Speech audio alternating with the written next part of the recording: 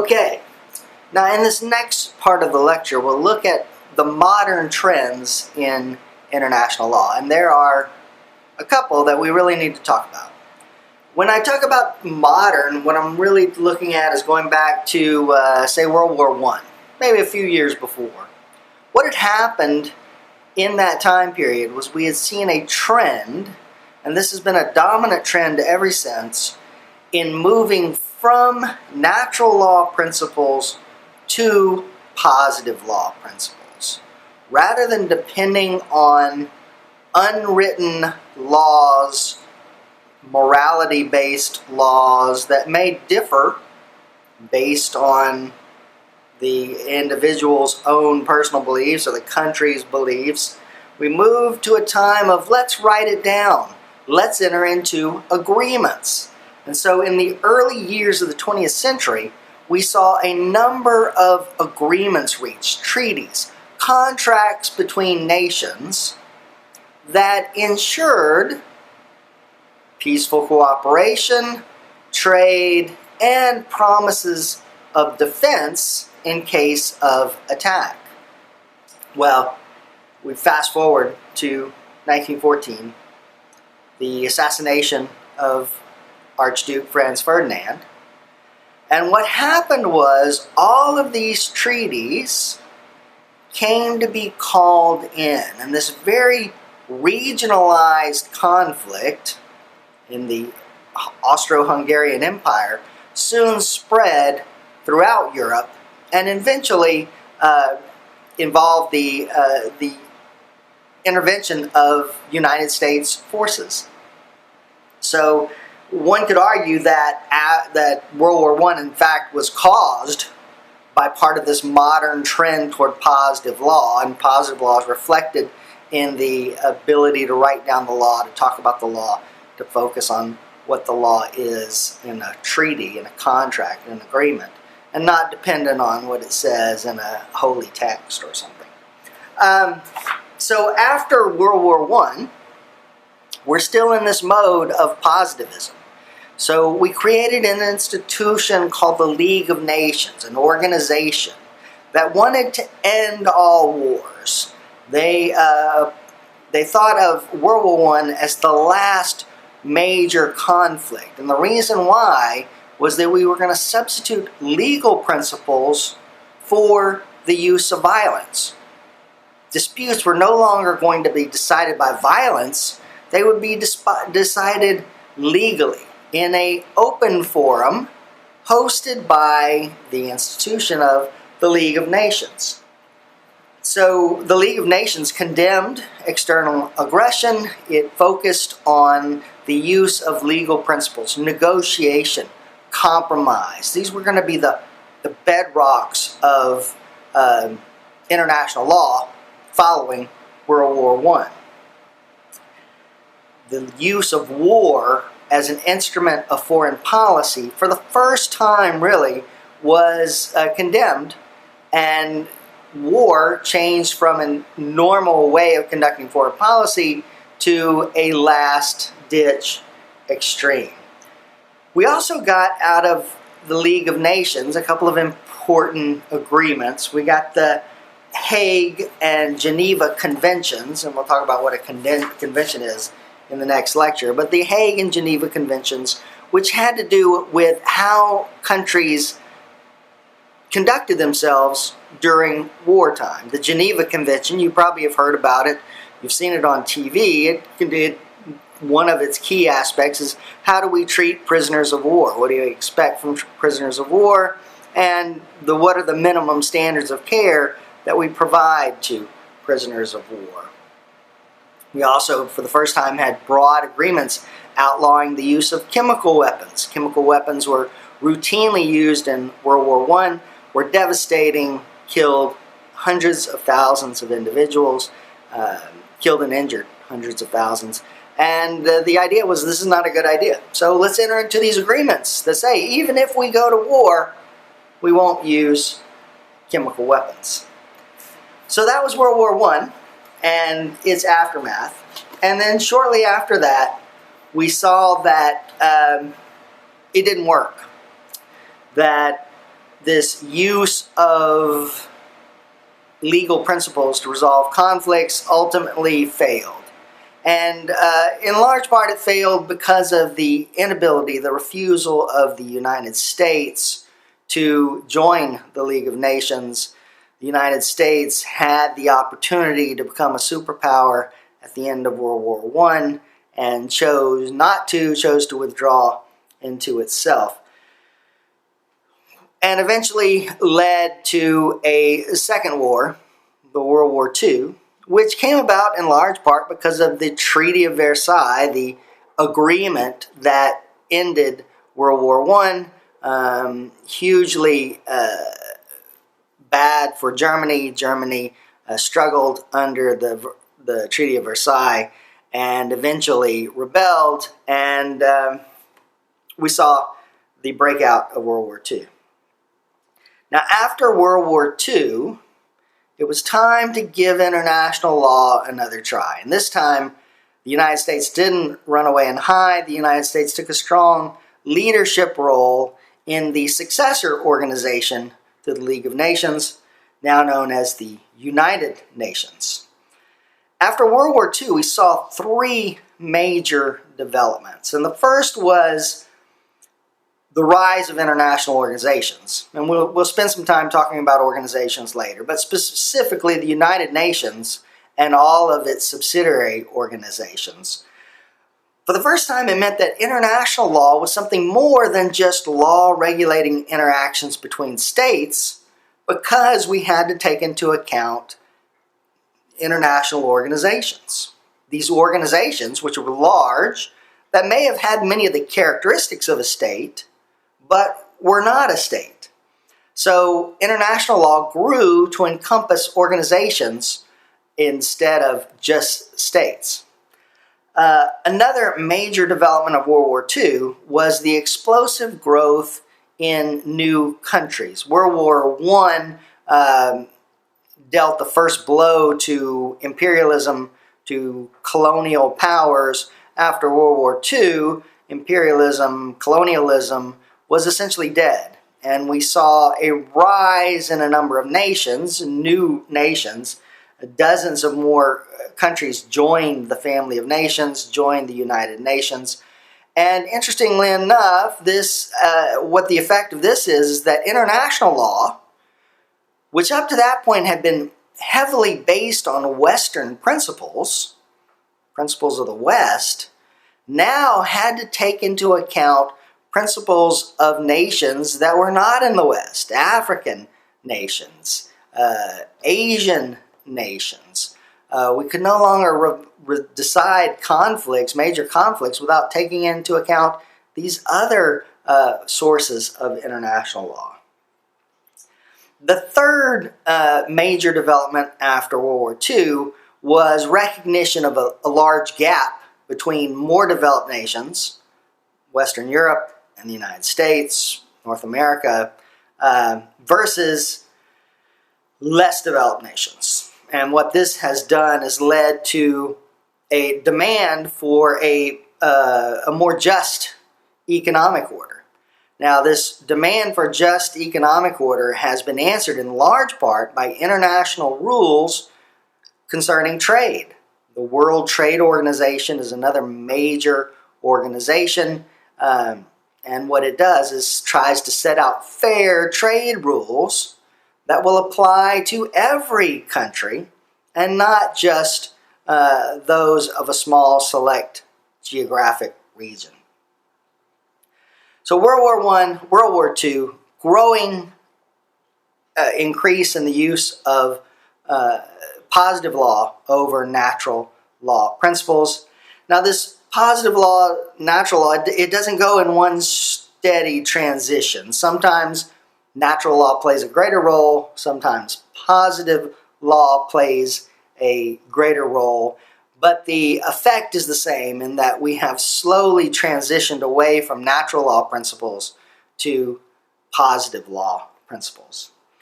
A lot of that, and we can see this disparity when we turn to the Cold War. The Cold War, which started shortly after World War II ended, 1947, say, and lasted up through 1999. So we have the Cold War, America's longest war in many ways.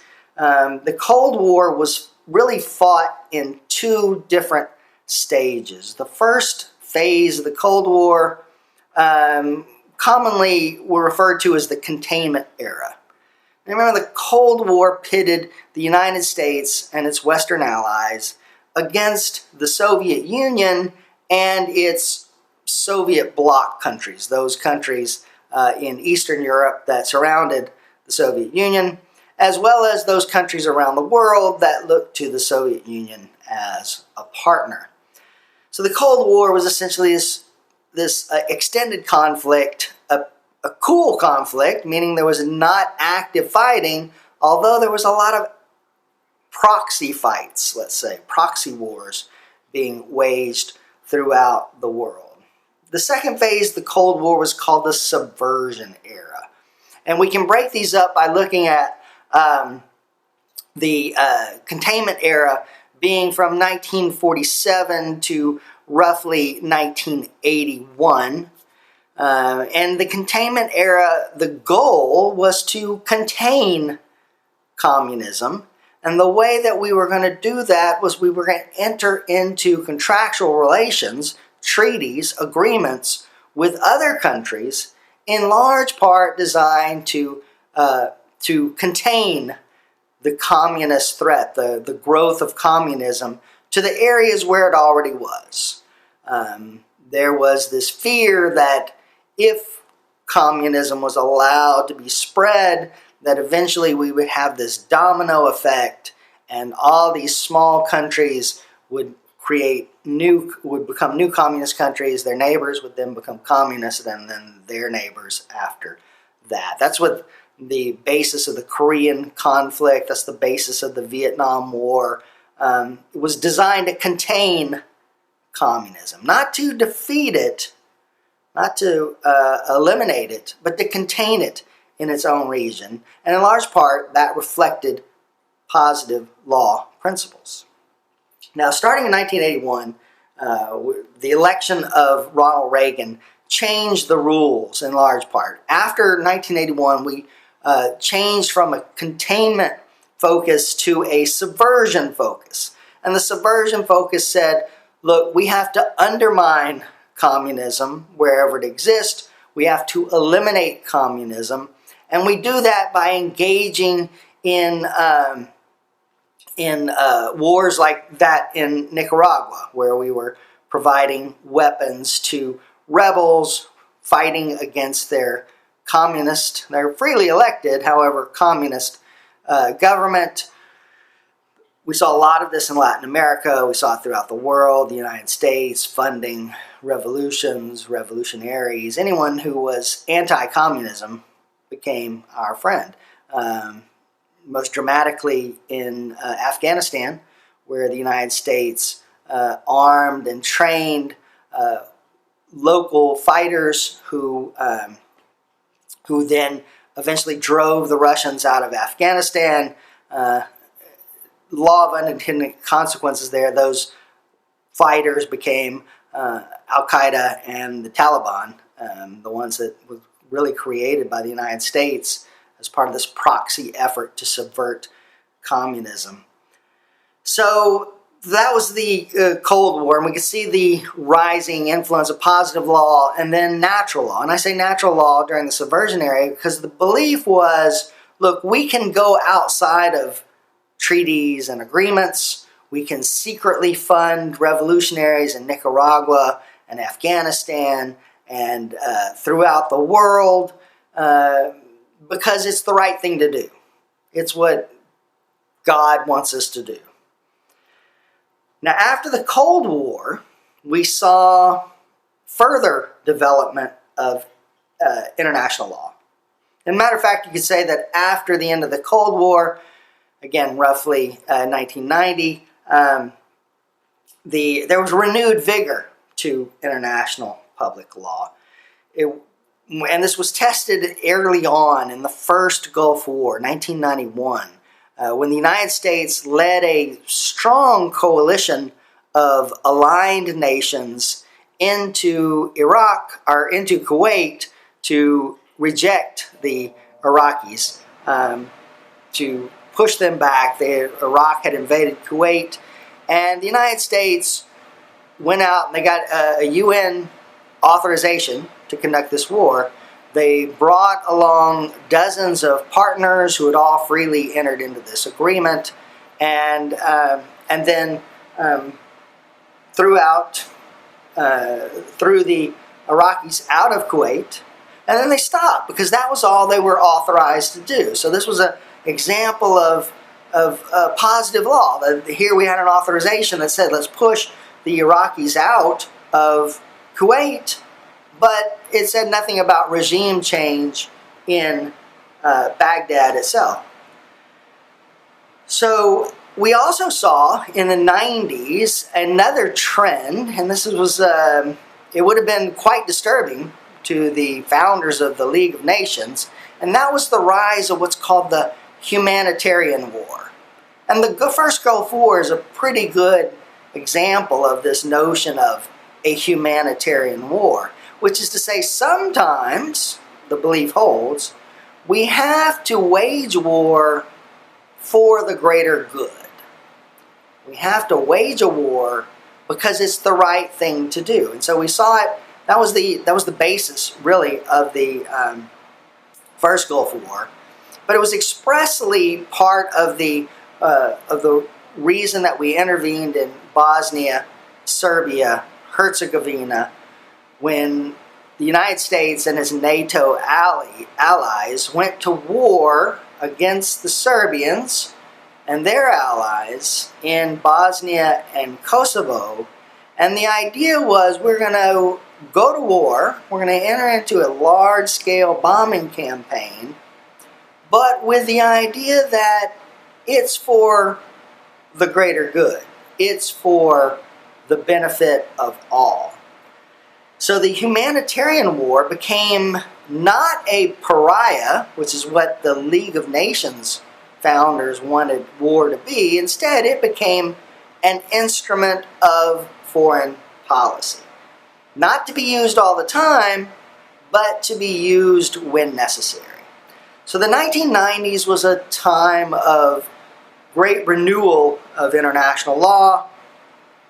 The idea was we're no longer going to have this extended Cold War conflict. We now have become allies with Russia. The Soviet Union has dissolved. It's gone bankrupt. It's out of business. And we had this large-scale move of Eastern Europe away from Russian domination into, and they started looking to the West. As we'll see when we study the European Union, large import of former Soviet bloc countries into the Western-based European Union.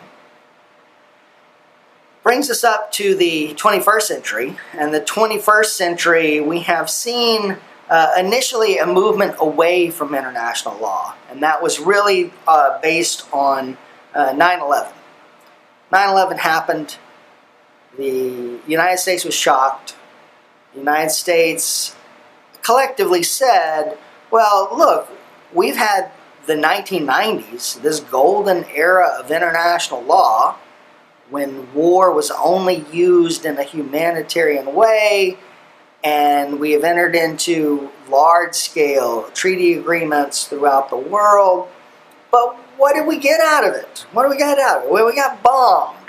We got 3,500 Americans killed, many thousands injured.